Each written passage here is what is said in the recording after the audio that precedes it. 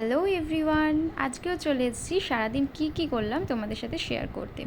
তো মামুনি তো বাড়িতে নেই, তো তার জন্য রান্না বান্না সমস্ত কিছুর ঘর গোছানো সমস্ত কিছুর দায়িত্বই আমার। আর এই হচ্ছে আমাদের রান্নাঘর। তোমাদের সাথে আগেরবার যে রান্নাঘরটা শেয়ার করেছিলাম সেটা হচ্ছে আমাদের নিচের রান্নাঘর। গরম ছিল বলে নিচে ছিলাম সবাই, এখন মোটামুটি একটু বর্ষা নেমে গেছে যেহেতু, তাই আবার সবাই ওপরে চলে এসেছি। তো এটা হচ্ছে আমাদের ওপরের পার্মানেন্ট রান্নাঘর।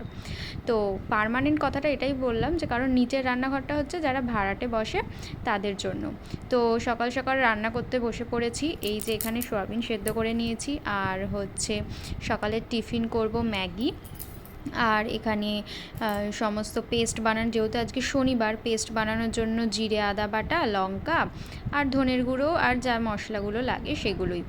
যেহেতু আজকে নিরামিষ, তো তার জন্য রান্না বান্না সমস্ত কিছু করে নিয়েছি। এই যে পেস্টটাও করা হয়ে গেছে। আর এখানে ম্যাগি বসাতে দিয়ে দিয়েছি, যেহেতু টিফিনের জন্য ম্যাগি করব।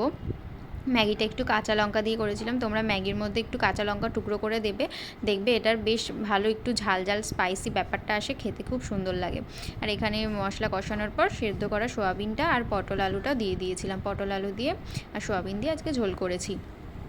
এইদিকে ভাতও বসাতে দিয়ে দিয়েছি, ভাতও ফুটছে। তারপর আমি সমস্ত গ্যাস, তারপর স্ল্যাবগুলো, কৌটো সমস্ত কিছু ভালো করে পরিষ্কার করে নিলাম।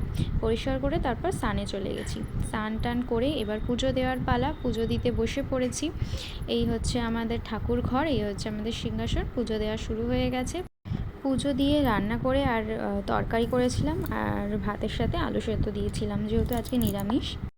তো পুজো দেওয়া, রান্নাবান্না সমস্ত কিছু গোছানো মোটামুটি সবই কমপ্লিট। তো কেমন লাগলো ভিডিওটা অবশ্যই কিন্তু জানাতে ভুলো না। টাটা।